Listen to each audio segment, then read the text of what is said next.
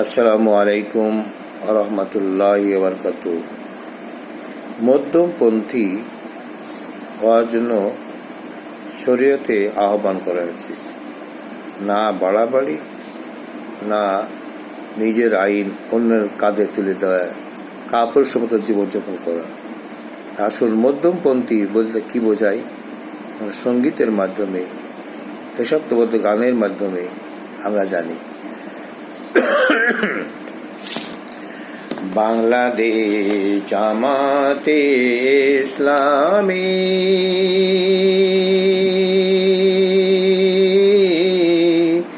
সমগ্র জীবনে মধ্যমপন্থী অবলম্বন করে, মধ্যমপন্থী অবলম্বন করে। বাংলাদেশ জামাতে ইসলামী সমগ্র জীবন মধ্যমপন্থী অবলম্বন করে। জাতির কল্যাণ কামনা করে সে কখনো কোনো দিবস বাড়াবাড়ি নাই করে।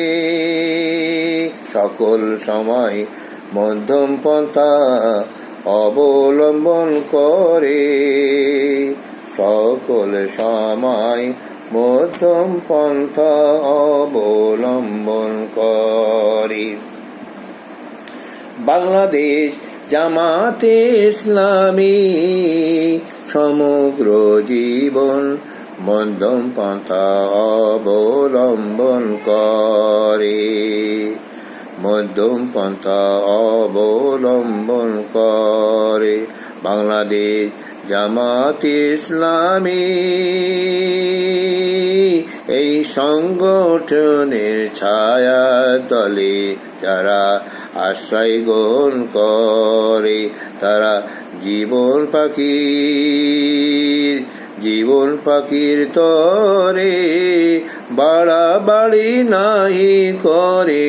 জীবন পাখির তরে বাড়াবাড়ি নাই করে, মধ্যমপন্থী অবলম্বন করে, মধ্যমপন্থী অবলম্বন করে।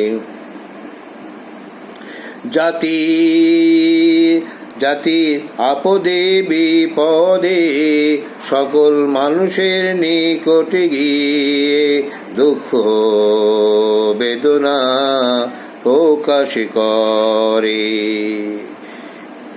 ত্রাণের বস্তা মাথায় নিয়ে সাধারণ জনগণের কাতারে গিয়ে সব সর্বস্তর মানুষের আল্লাহর দেওয়া নিয়ামত দান করে, আল্লাহর দেওয়া নিয়ামত